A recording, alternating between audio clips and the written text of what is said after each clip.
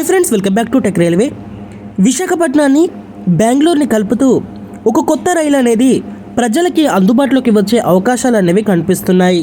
ఈ వివరాలకి వెళ్లే ముందు మీరు మా టెక్ రైల్వే ఛానల్ని ఇదే మొదటిసారి చూస్తున్నట్లయితే ప్లీజ్ సబ్స్క్రైబ్ చేసుకోండి.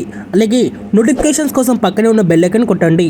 విశాఖపట్నాన్ని బెంగళూరుని కలుపుతూ ఒక రెగ్యులర్ సర్వీస్ని విశాఖపట్నం నుండి స్టార్ట్ చేయాలని విశాఖపట్నం ఎంపీ గారు రైల్వే శాఖ మంత్రి గారిని కలిసి ఇక్కడ వినతి పత్రం అనేది ఇచ్చారు. దీనికి రైల్వేస్ నుంచి కూడా సానుకూల స్పందన అనేది వచ్చినట్లుగా తెలుస్తుంది. అయితే విశాఖపట్నం నుండి బెంగళూరు నుండి విశాఖపట్నానికి ఒక రెగ్యులర్ సర్వీస్ అనేది మొదలు పెడితే ఎలా ఉంటుంది? ప్రస్తుతం విశాఖపట్నం నుండి బెంగళూరుకి వెళ్ళడానికి మనకి 2 రెగ్యులర్ రైళ్ళు అనేవి ఉన్నాయి. ఒకటి హౌరా బెంగళూరు సూపర్ఫాస్ట్ ఎక్స్ప్రెస్, ఇంకోటి ప్రశాంతి ఎక్స్ప్రెస్.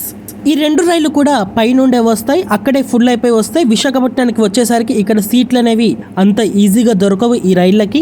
ఇంకా వీక్లీ ఎక్స్ప్రెస్లో ప్రత్యేక రైళ్ళు అనేవి అందుబాటులో ఉన్నాయి. ఇవి కూడా పైనుండే వస్తాయి, వీటిల్లో కూడా సీట్లు అనేవి దొరకవు. దీనివల్ల విశాఖపట్నం వాసులు, ఆంధ్రప్రదేశ్లోని చాలా ప్రాంతాల ప్రజలు బెంగళూరుకు వెళ్ళడానికి తీవ్రంగా ఇబ్బందులు అనేవి ఎదుర్కొంటున్నారు.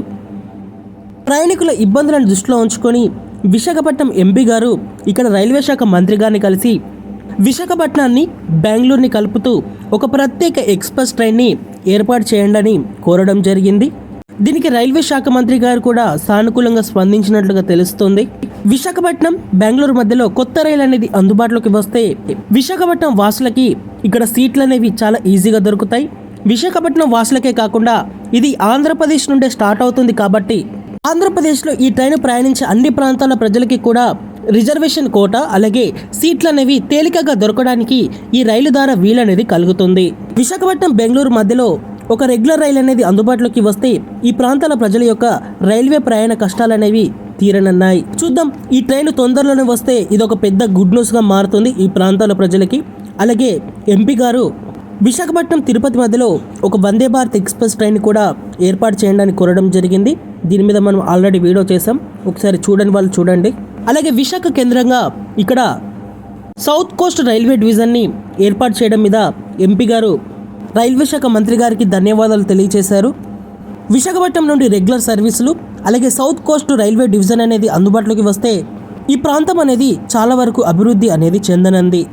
ఓకే ఫ్రెండ్స్, విశాఖపట్నం బెంగళూరు మధ్యలో ఒక రెగ్యులర్ సర్వీస్ అనేది అందుబాటులోకి వస్తే ఎలా ఉంటుంది, ఎక్కడెక్కడ స్టాప్స్ అనేవి ఉంటే బాగుంటుంది, ఏ రూట్లో ఈ ట్రైన్ని ప్రవేశపెడితే బాగుంటుంది, మీ అభిప్రాయాన్ని కామెంట్ చేయండి.